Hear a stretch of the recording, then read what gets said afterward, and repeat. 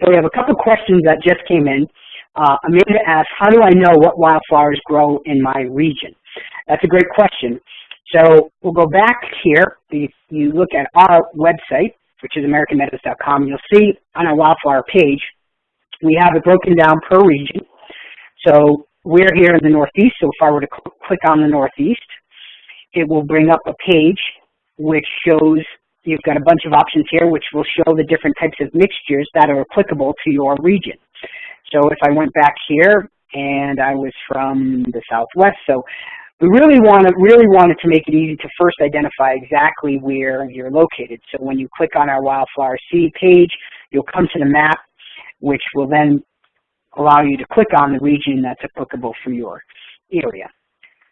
So for instance, if she was in the Northeast, we click on the Northeast as we saw here, and it brings up a bunch of different mixtures that are applicable. And again, it's always nice to have an idea of, you know, what type of flowers or your particular area, what type of planting you're looking to put down. For instance, we do offer a nice selection of native plants as well too. Maybe you're looking to attract the honeybees, so we have our pollinator mix. So we have a lot to choose from, and certainly we would hope you find something here that would be applicable. And if not, and you have specific questions, as I mentioned, you can always reach out to us, give us a call. We'd be more than happy to answer you and get you down the right path to a successful planting. So we have we've got a nice map here that really will get you kind of going down the right path. We had another question come in. Zach mentions, what can I grow in a small space garden? Now that's a great question. For small space gardens, the first thing that I think you would want to identify is, or look for things that are going to stay relatively short. Because when you have a small space, if you get things that sometimes can be a little tall, they can get straggly and crowd things out and get a little difficult if you're dealing with a small space. So the nice thing is that when you click on, if you click on a particular region, again, I'll use the Midwest for this example. When you click on the particular region, you will notice on the left-hand column of our pages, we have a bunch of different attributes that you can choose that will allow you to really narrow down your search. So if I had a small space, I would also be looking for stuff that's probably relatively short. So we have estimated mature height under 6 inches, 12 inches, 18 inches. So I would be looking for stuff that stays relatively short. And then from there, when you click on the different product pages, you will notice that we have a lot of description for each particular product, because what this will do is it will allow you to then determine roughly how much of the product you will need to fill up that particular space. So wildflowers do great in small areas. You could also look at things, you know, certain vegetables grow in small space gardens. Herbs are great for small space gardens. So we actually have a lot to choose from. And when you narrow down your search by using some of those features on our website, you can really dial that in and see what really would do well in that particular area. Some of the smaller wildflowers or shorter wildflowers that I would recommend for small space gardening would be things like red poppy. This 5-spot, which I have up here right now, is a very nice annual that would do well for a small garden. Some perennials, some shorter perennials that would be great for a small space garden would be wild sweet William, which is a dianthus. Certain gaillardias are great in small space gardens. So again, it's really really using, at least on our website, you can use that functionality to search and then kind of dial that in taking into consideration how tall things grow and also how wide they spread, because that is important. If you have one plant that gets, 5 feet tall and spreads for, 3 feet wide, it's probably not going to be a good selection. So those are great questions, and we will keep them coming in.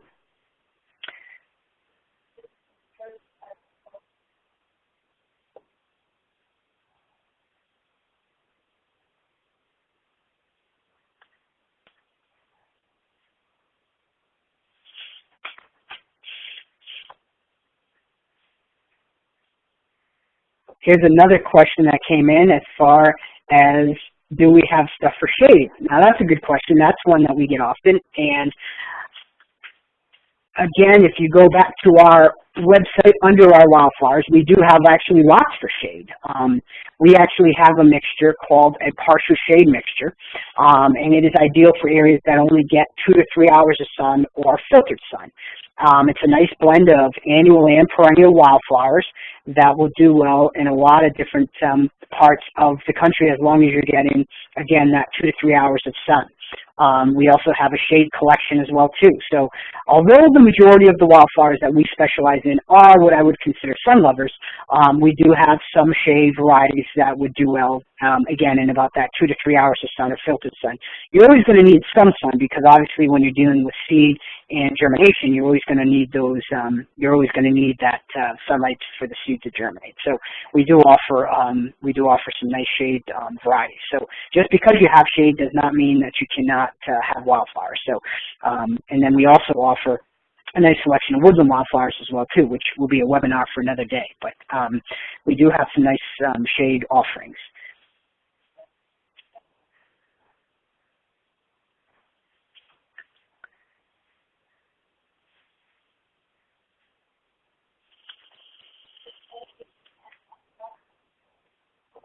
There's another question that just came in from John. John asked if we do anything with natives. That's a great question, John, and yes, we do. We actually have, again, under our wildflower selections on our website, we do have a variety of native mixtures for all regions of the country. We have some native mixtures that we've put together for wildflowers that are native to those specific regions. So we do have, if you are looking to do more of the native theme, we do have natives here. I just pulled up our native southeastern mix that we offer. This is a nice blend of wildflowers that are native to the southeastern part of the United States. If you click on the description tab under our mixtures, you'll see this gives you the full list. It tells you exactly what's in the mixture.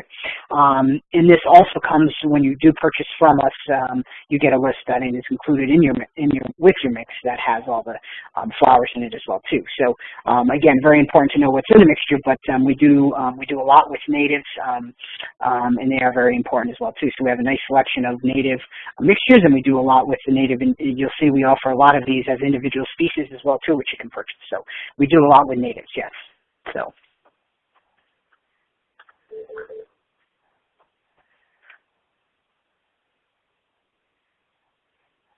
So while I'm waiting for another question to come in, I did want to maybe just touch on some of the common questions that I get this time of year, as far as you know, what should I be expecting to see this time of the season?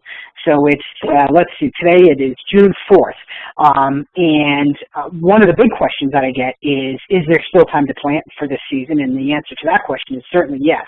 Now, I would recommend, if you are still looking to put some seed down, that if possible, if you're able to water it, that would be ideal, because as the temperatures get warmer, as we move into the summer months, it's ideal that if you can get some moisture to it, it'll speed up the germination process. But there is still time to put some seed down. If you put some seed down already, usually, depending on the mixture that you purchase from us, if you have a mix that contains annuals, your first color, you'll usually begin to see flowers somewhere in the 6 to 8 week range. So with the first color being some white, which could be some annual baby's breath, some red poppy, some blue cornflower, and then you kind of progress from there. But depending on, you know, when you sow, you give yourself between 6 to 8 weeks to see that first color, and then you kind of, you know, it'll kind of start from there. So again, I can't stress enough at this time of year also is the patience part. Again, I get a lot of phone calls where people will say, hey, Mike, I sowed my seed 3 weeks ago, and you know, I'm not seeing anything yet. Well, you know, again, being patient is important, because especially around the country, we've had kind of a mixed bag of weather this spring, and a lot of temperatures, depending on where you are below normal. And so it's kind of the germination process was delayed a little bit. Ground temperatures are still on the cool side, so don't get discouraged if it took 2 or 3 weeks for your seed even to germinate. That's not unusual. So certainly something to keep in mind is being patient. Hopefully you get some warm weather and some sunlight, seed will begin to pop, and you'll be on your way. So don't get discouraged there. So that's important, and some questions that are coming in this time of year. if you're in your second season of your wildflower meadow, not unusual. You should be seeing some daisies in bloom this time of year. Your lupin should be coming into bloom. Your Dane's rocket, if you've got some hesperus, that can be in bloom at this time of year. Those lavender, whitish purple flower that you're going to see, that's very popular. So those are some of the perennials that you'll see in bloom this time of year. So again, it's not unusual that to see also some Siberian wildflowers as well too, which is a short orange as far as the perennial goes. So it's just kind of a quick little bloom report, as you might say, for this time of year, depending on where you are in the country. So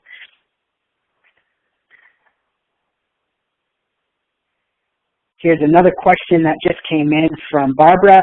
This question is, how can I tell the difference between annuals and perennials? That's a great question. And as I mentioned earlier in my talk, you know, no matter whoever you've purchased your wildflower seed product from, and hopefully it's from us, of course, it should be clearly labeled on there as far as the life cycle of the particular plant. And if it's not, you should certainly ask. If you notice with our wildflower products, when you come again, if you go to Wildflower Seeds and you click on our individual species, when you bring up, we'll look at red poppy here, happens to be the first one in the list. We have here, you'll see plant type and life cycle, it says annual. So everything is clearly marked on here as far as the life cycle of the particular plant.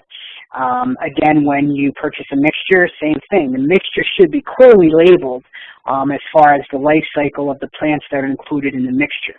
And having an understanding, there's basically three types of plant life cycles. You've got an annual, which means the life cycle is completed in the first one growing season, which is the first growing season. So it'll germinate, it'll produce a flower, and then that plant will die.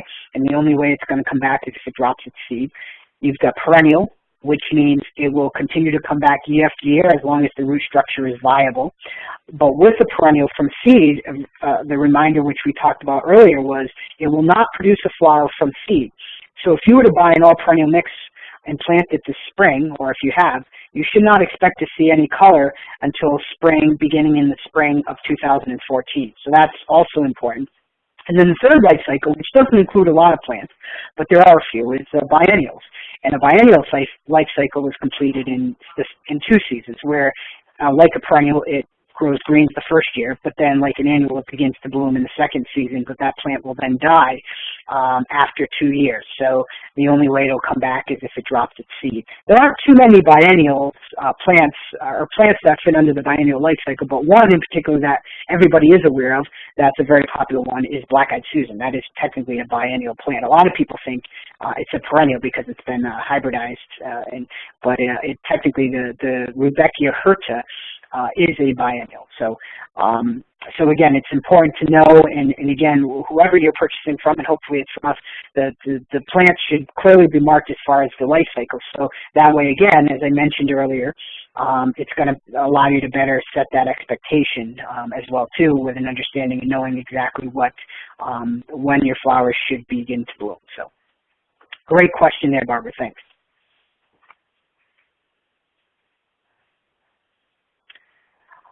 All right, if nobody has any more questions at this time, I think we'll wrap up the first American Meadows webinar. Again, I do want to thank everybody who attended tonight. Thanks for your patience. I'm not a tech guy, I'm the seed man. So I love talking wildflowers. You certainly can expect some more webinars in the coming weeks. I'd like to break some down. We'll be talking about some of, specifically more of the mixtures versus species, what to look for in the fall as far as blooming and maintenance of your meadow come fall time. But again, I can't stress enough in the meantime, spend some time on our site, look at the videos, look at all our content. There's a lot of helpful information on there, and certainly if you have questions, do not hesitate to give us a call. I'm here all the time. We love talking wildflowers. And until next time, I wish you happy gardening, and thanks again for attending our American Meadows webinar.